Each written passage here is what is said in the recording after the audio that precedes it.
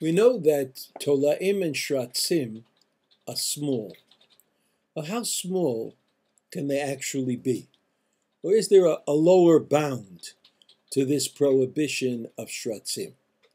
Now today everybody knows, everybody who's gone to high school and maybe even younger has looked into a microscope.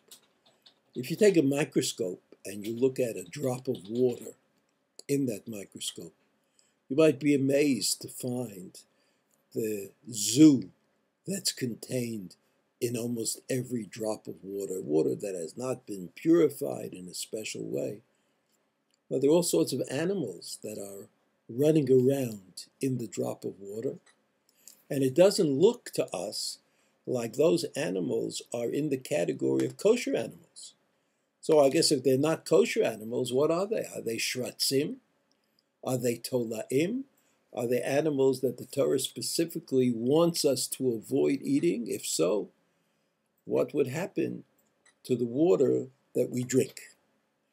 So the halacha is that anything that you can't see with the naked eye, but you need a microscope to see or a magnifying glass, those animals are permitted. We're allowed to eat them. Now here there is always some dispute. There's this one person who has a good set of eyes and 20/20, and another person who sees poorly. But obviously we're talking about the assumed, accepted, generally functional eyes that people have. And once it's decided that you could drink water, it wouldn't even matter if somebody came along who had eyes like a microscope and was able to see the little one-celled animals running around in the water would still be permitted. So that the Torah, when the Torah says that something is osur, the ability to identify that something is dependent on my natural sight, my ability to see. And this is only true for people with regular eyesight. People who have extraordinary eyesight, who are able to see things that no one else can see, don't count. Now, of course, again, these things are not always obvious. There are tolaim, there are little worms that exist in green leafy vegetables.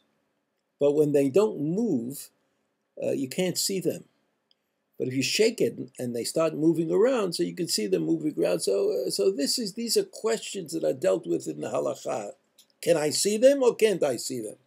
The basic principle is that if no one can see them, and no one with regular eyesight can see them, and no one has any way of getting to see them unless they use a special instrument, then you can eat them. It doesn't matter if they are there or not. But if under certain circumstances everyone can see them, like the worms on lettuce, then you have to make sure that those worms are not on the lettuce before you eat them. So even though the Torah is very liberal about allowing us to eat things that you can't see, the Torah wants to make sure that we've thought about when you can see them and when you cannot see them. And it's not true that everybody becomes the ultimate judge for himself, but that there is a drift. And if the community determines that you have to check these vegetables or certain vegetables, then certainly that's exactly what you should do.